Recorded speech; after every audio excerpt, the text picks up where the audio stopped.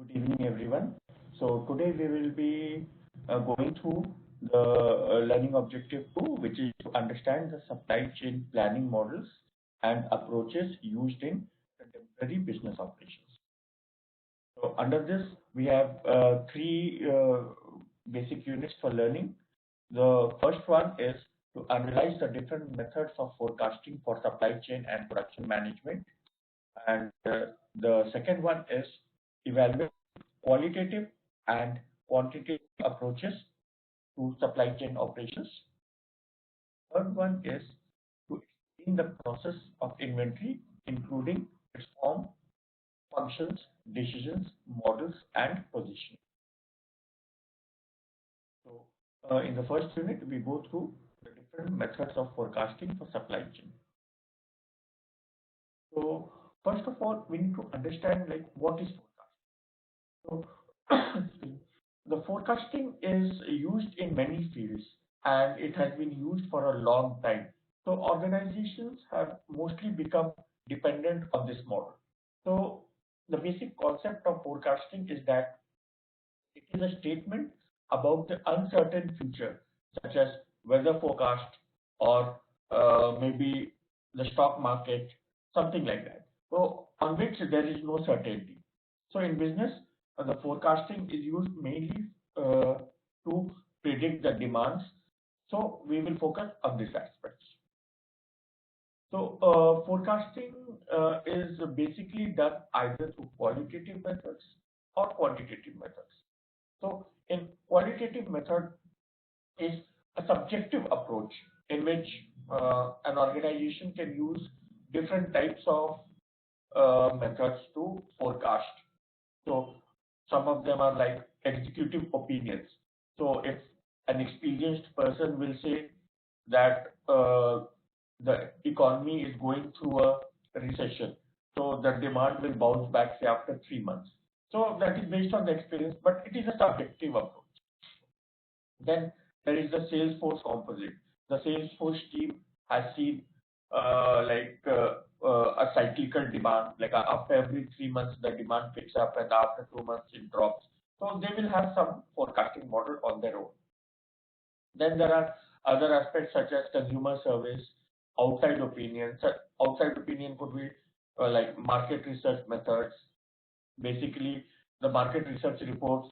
So all of these they come out with different methods of forecasting. And then there is a Delphi method where the experts complete a series of questionnaires, each developed from the previous one to achieve a consensus forecast. So then we have the quantitative model. So in quantitative model, there are two main types. So the first one is time series model. So the time series model, it uses historical data, assuming the future will be like the past. So this is one of the main limitations of time series model. Like we make this assumption generally to reduce the complexities and eliminate the dynamic nature. So or also for making calculations easier. So by using the historical data and then using different techniques, the time series model comes out with a forecasting. Then we have the associative model, which uses explanatory variables to predict the future. So this is basically a cause and effect impact. So if there are changes in the predicting variables, so the predictor variables gets influenced. So what are the importance of forecasting? So the forecasting, as we discussed, is something which the organization they want to feel comfortable that they have done some research and then they want to continue their business operations based on that research. So the use of forecasting, it helps in reducing variability and it helps in improving forecast. So the sales force, the marketing and the production, all the teams, they will have some basis on which they can carry out their business. So then we have the coordination of systems and strategies. So by forecasting, the organization can customize the business processes so that they can like have a certain basis on which the operations can be carried out. Then the other importance is it improves customer service.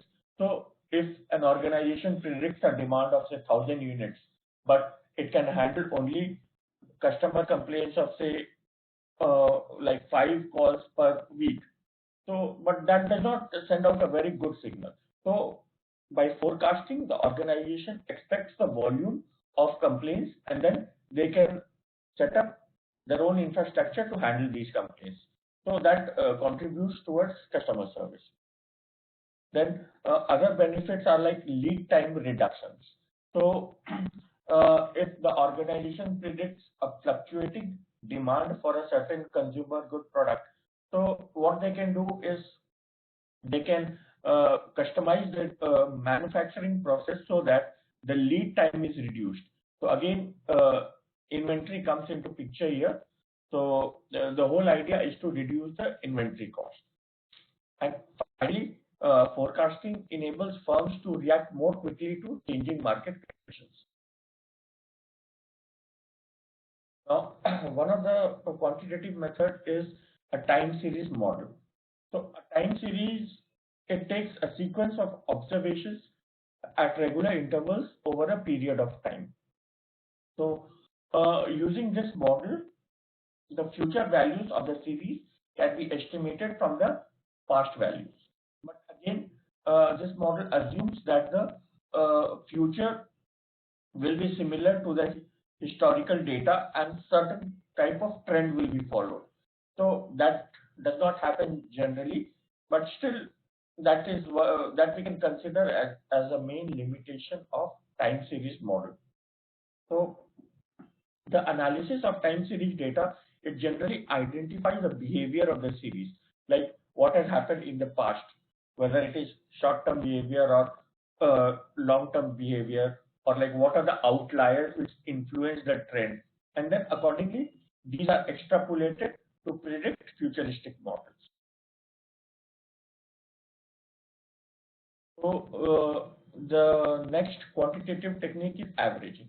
So averaging it generally forecasts that reflect changes in average of a time series when there is no long-term trend or seasonality. So it basically means that it eliminates the like high volatility or maybe sorry. I was saying the peaks and depths of demand. Yeah, exactly, the peak and troughs, correct. Exactly. So uh, the method for time series is to take a moving average. So it is taken over a period and then an average value is arrived. So the organization, they get sub basis on what they will proceed at. Now, as we know, like averaging, it has certain limitations. Like if we eliminate the peak and troughs, then the whole idea of the outliers thing not being taken into consideration, that presents a huge challenge because it may happen in the future and the organization may not be prepared for it. So uh, this again, the limitation is that the more recent observations are considered to be a better indicator of a future and accordingly given greater weight. So that is again the assumptions which brings into like limitations in the model. And we use recent observations. So the whole series of data is not taken. So suppose if you want to predict the stock market behavior, so generally people, they don't take it from like 1965 or 1970. They take like last 10 years. Okay, the stock market has traded in this range. So then they can create the technical models and other things so that they get a fair idea of like what are the risks, what are the expected returns. So all these takes like the latest data. So again, there is a constraint to the averaging. There's a quantitative technique for single exponential smoothing. So it gives greater weight to recent observation and takes into account all previous observations. So it defines a constant which lies between 0 and 1, and then the single smoothed average is given by this formula. So don't worry too much about the formula now. I will give a write-up on this with examples so that you will be able to understand it better. Again, I will explain more detail through handouts. So now in the next unit, we evaluate the qualitative and quantitative approaches to supply chain operation. So first of all, we need to understand like what is our main objective, like why we should use qualitative data or why we should use quantitative data. So a good measure is like uh, we can use a quantitative data if it can be measured as an objective value, like revenues. We want organizations, they generally set a target like 10% growth, 15% growth. They don't say it, okay, we want good revenue. So good revenues means qualitative data. If they say like my last year revenues was $56 billion, I want the 10% growth. So that comes to around close to 60, $61 billion. So that is a deterministic thing, so they can target that thing. So basically, a good measure it should consist of all these characteristics. It should be quantitative. It is easy to understand. It encourages appropriate behavior. Basically, the by having a good measure, the different departments and the employees should understand like what is the role in all in the organizational approach. Then other aspects are like it is defined as mutually understood, and then we have like uses economies of effort and facilitates trust. So here we see it is both qualitative as well as quantitative aspects. So what are the key qualitative measures in supply chain management? So being in the industry, I'm sure you must all be aware like some of the most common ones are customer satisfaction. So unless the customer is not satisfied, how will the organization survive? Then the product quality. So in today's competitive environment, product quality is very, very important. In many cases, it becomes a unique differentiator. This is mainly because many organizations are trying to compete on price. For example, many people are putting products on uh, e-commerce sites like Amazon, but what happens is that you look up some product, you order it, but when it arrives, the product quality is not what you expected it to be. So then you may never want to order from that same buyer or maybe same e-commerce website also. So that again, it results in the lower customer satisfaction. Then we have customer loyalty. So customer loyalty is again derived from customer satisfaction. So there are a lot of journals and where academicians have like they have determined that customer satisfaction leads to customer loyalty. So these two factors are very much interrelated. Then we have the timely delivery. Again, in today's supply chain uh, scenario, it is very important to have end-to-end integrated logistics so that the supplier is not left dependent on any other independent like transport provider or logistics provider. So an integrated supply chain helps in creating all these things: the customer satisfaction, product quality, timely delivery, and finally it results in a better organizational performance. So this is core model for supply chain decisions. I think we have already discussed this, but I'll go through it once again. So what are the key decision points for in this model? So first thing is plan. So an organization must plan for the end product and then reverse engineer how the supply chain will work. For example, if they plan like they are going to deliver so many units or there is a demand for so many units, so then the backward planning can be done. Then source. Source is again relationship with the suppliers, how the organization is going to procure raw materials or maybe different parts or specialized parts. So that plan has to be done, and then relationships have to be developed with the suppliers so that there is a continuity in supply and the organization is protected from the price fluctuations in the market.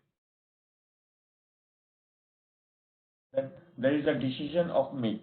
So this involves the production of the goods in-house, the packaging, and then the distribution of the goods. So it also includes managing production network, equipment and facilities, and transportation. Basically, asset management, the physical asset management in the organization. Then we have deliver, which essentially relates to the delivery of goods. So in this, I'm going a bit fast because we have covered this in our previous session. And then there is a return. So return means how the company deals with the returns from the customers, and then how they are prepared to handle the packaging or defective products. So this is a pictorial representation of the hierarchy basically of a core model for supply.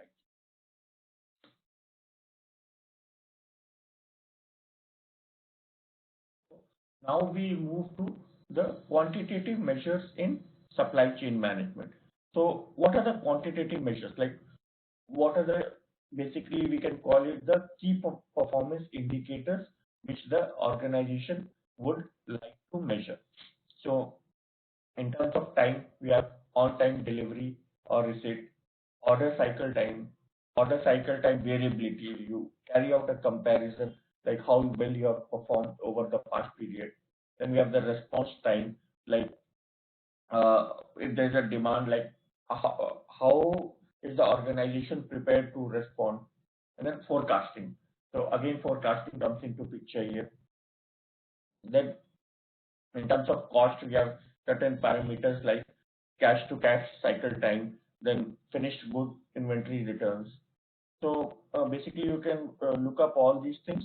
I will also put up a definition of each of these terms as a handout, so you can go through it.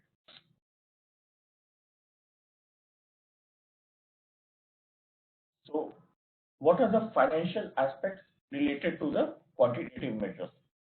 So now this becomes important because the whole organization is working, have invested in the supply chain to generate financial returns, to improve their financial performance. So the supply chain effectiveness and the efficiency, it directly contributes towards profit and return on assets. Now, asset deployment and utilization, it leads to better management of accounts receivable, better management of inventory, cash means working capital, and utilization of fixed assets. So it means that the assets which the organization have purchased are continuously being used for the business operations. They are not lying idle. The warehouse is not left vacant for many days. So these are the asset utilization. And then finally, all of these contribute to return on assets. So basically, how much revenues is the company deriving from their assets? So in the balance sheet, the cash and receivables, if you see on the right side, so these parameters contribute towards on the left side. So order cycle time or order to cash, order completion rate, invoice accuracy, on-time delivery, these are related to the cash and receivables. So for example, if the invoice is not accurate, it is sent to the customer. The customer will not accept it. Again, he will send back the invoice. So there will be a delay in receivables for the organization. Then inventory, the service level, the stock out rates. So these factors impact the asset part of the balance sheet. Then you have the liabilities part is impacted by basically like outsourcing policies, like how many days you are paying your suppliers. So that becomes very crucial because if an organization is quickly paying its suppliers, that means they are not able to bargain from them. That means the suppliers have higher power, so that can be a problem. So the organization has to continuously keep up capital in its working cycle so that they can make supplier payments. So again, on the equity side, the financing options for inventory, warehouses, and management. So these are the aspects which are required for in the equity side. Now, how does supply chain decisions influence return on assets? So, in each of these boxes, you see all of them, they contribute to high return on assets. So, let's take the example of channel structure management. So, use of outsourcing, minimizing channel inventories, improving information, and efficient channel structure. That means all of these factors, they contribute towards high return on assets. So how does it happen? So if the organization is outsourcing, suppose say its call center services, so it does not have to invest on assets because the call center services are, they are cost centers, they're not revenue centers. So the organization need not invest on them. They need not purchase separate building and set up the infrastructure for the employees to sit and respond to the customer services. No, that asset will not generate returns. So it is just a supporting business function. So the organization can outsource. So in the next box, if we see the inventory management, so minimize safety stock, optimize availability. So all these steps, they contribute towards return on assets. Similar is the case with order management and transportation management. So in transportation management, improve on-time delivery. So on-time delivery, it also relates to higher customer satisfaction, customer loyalty. The customer will trust that you will deliver your products on time, and then you get to work more. You get to derive more efficiency from your fleet. So these contribute towards high return on assets. Now we have the process of inventory, including its form, functions, designs, models, and positioning. So, so inventory is a very common term, and I'm sure all of you might be aware. But we will go through some of the basic concepts of inventory. So, inventory is a stock or store of goods kept for use or sale in the future. So, the common, misconception is that inventory is used only for sale. It is also kept for use. So, for example, if an organization is running a heavy machine, so some of the machine oil may be stored in inventory to replenish or to continue servicing over and over again rather than going into the market and procuring every time when they need it. So inventory is basically classified into four types. So one is raw materials and purchased parts. The second is partially completed goods called work in progress. So, and then there is the finished good inventories, and then goods in transit to warehouses or customers.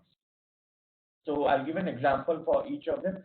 Raw materials or purchased part is like you have just procured it from your supplier. So it has to be a finishing has to be done to make it into a final product. That partially completed goods called work in progress. So basically these goods, some of the finishing has been done, some of it are pending. Again, the finished good inventories is like which is ready to be delivered to the customer, but they are kept in the inventory because it is not the right time to deliver, or maybe the organization has not determined the demand of the product, so they are still kept in inventory. And finally, goods in transit, which are on the way for delivery. So, why does an organization they want to hold inventory? Like we have a common notion that higher inventory means higher costs. So some of the organizations, they would want to hold inventory. So the motive behind is like the first one is transaction motive. So economies of scale is achieved when the number of setups are reduced or the number of transactions are minimized.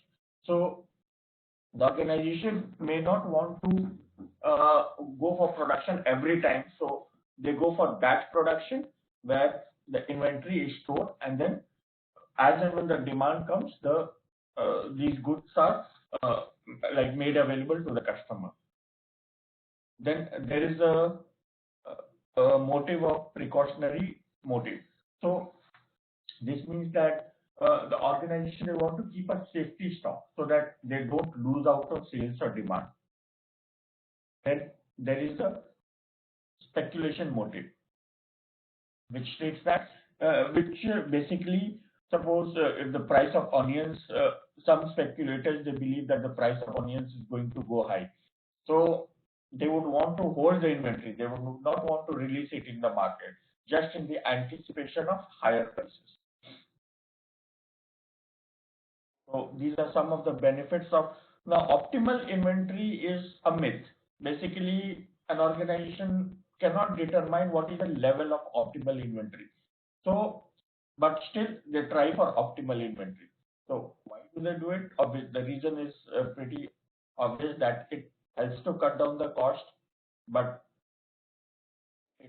the optimal level means the organization does not have to suffer the demand. That means they have just enough units which can meet the demand of the customer. So which again, it becomes difficult because there are other factors such as forecasting and other things that has to be taken care of.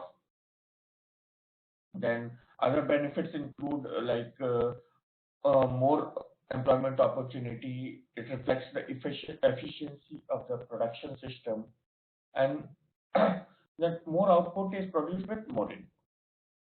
So these are some of the benefits of optimal inventory. So now we discuss like what are the functions of inventory. So again, for achieving optimal inventory or whatever, and like your inventory strategy, it should be derived from organizational strategy. So nowadays, what organizations are working on is the inventory policy. So they clearly define like how will they tackle the high inventory, if at all they require, how will they tackle the low inventory. So basically, the policies are determined, which makes it easier for the employees to justify the level of inventory. Then by effective running of stores, it means like there is a continuous communication across the supply chain, with the distribution, with the retailer, with the production, to ensure that the goods are provided on a regular basis without like high inventory costs.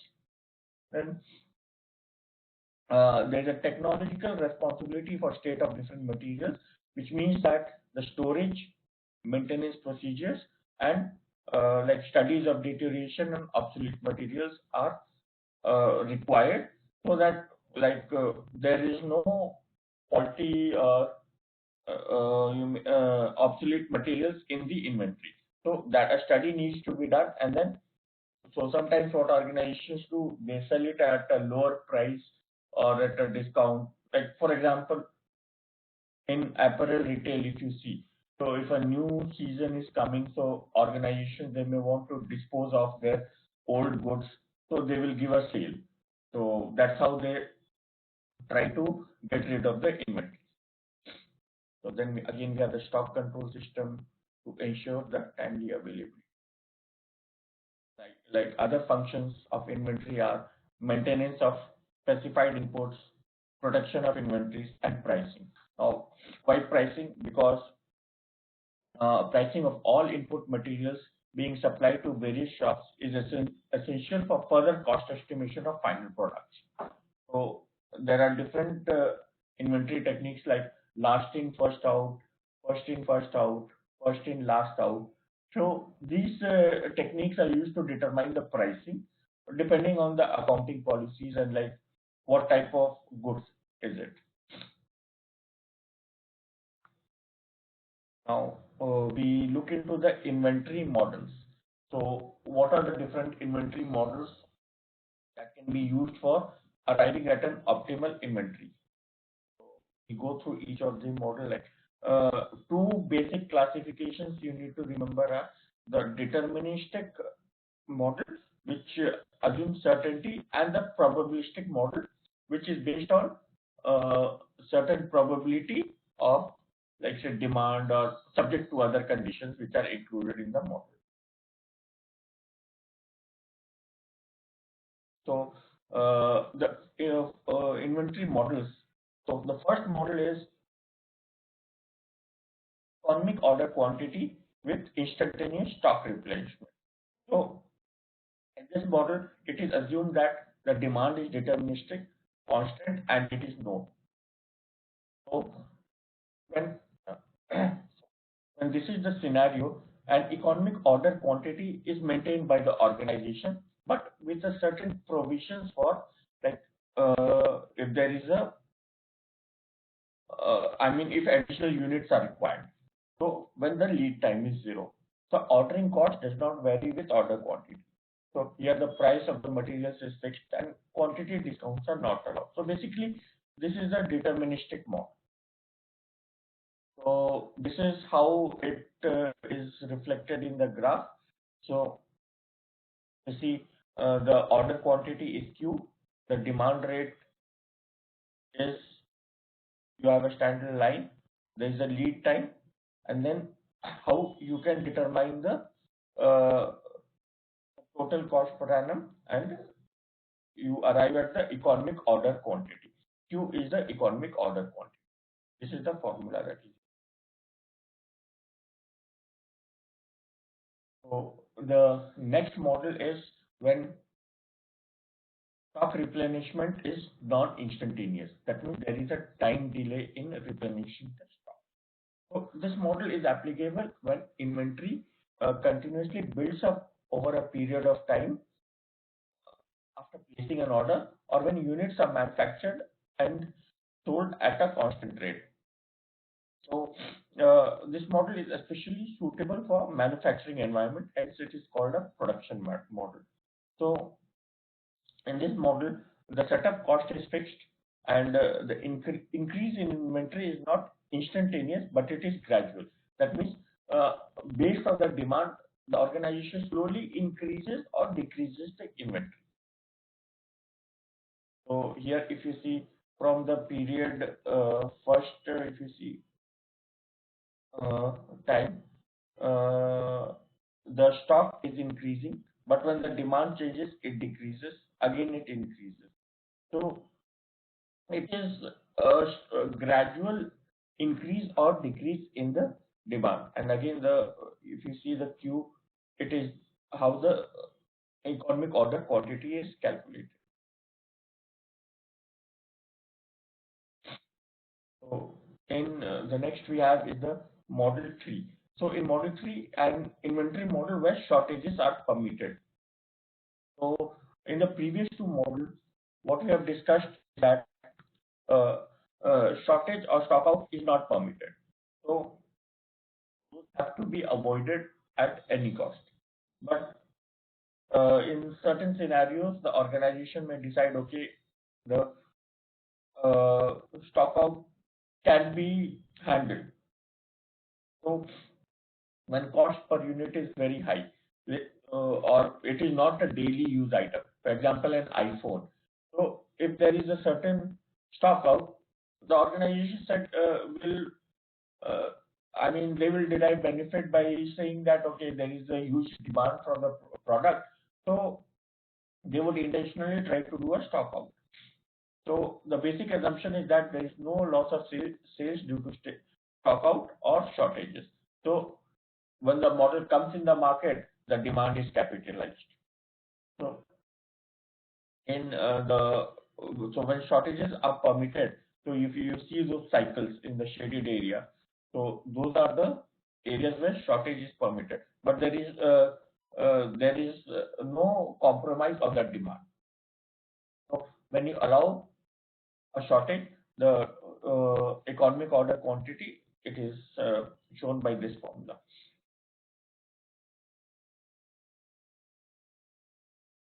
Next, we have the inventory model with price discounts. So, in many cases, organizations they generally discard the quantitative methods and they negotiate with the supplier of an optimal quantity at which they will get some certain discounted rates. So for example, if I'm an automobile manufacturer and if I purchase, say, tires, like if I order 50,000 tires in one stock, then the manufacturer is willing to give me a discount. So I will consider batches or higher levels of those so that I can get a higher discount. So if the material, however, if the material is purchased to take advantage of discount, the average inventory level and the inventory carrying cost will increase. So if the organization cannot consume those 50,000 tires, so they will have to store it properly because it has to go into the new automobiles. So again, you have to make place for storing those tires. So, that's why your average inventory level and inventory carrying costs increases. So, what are the benefits for the purchaser for larger orders? So, by this way, you can uh, reduce your transportation costs, reduce the handling cost because it is a continuous in one batch if you are getting. So the entire batch will be handled accordingly rather than ordering every 10 days or 15 days. So that way your cost is reduced. So the but again there has to be a balance between like how much inventory you should store or how much inventory cost you should pay. So therefore, a decision should be taken whether the buyer should stick to the quantitative models like economic order quantity, or they should go for discount models offered by the suppliers. So that is all we have till today.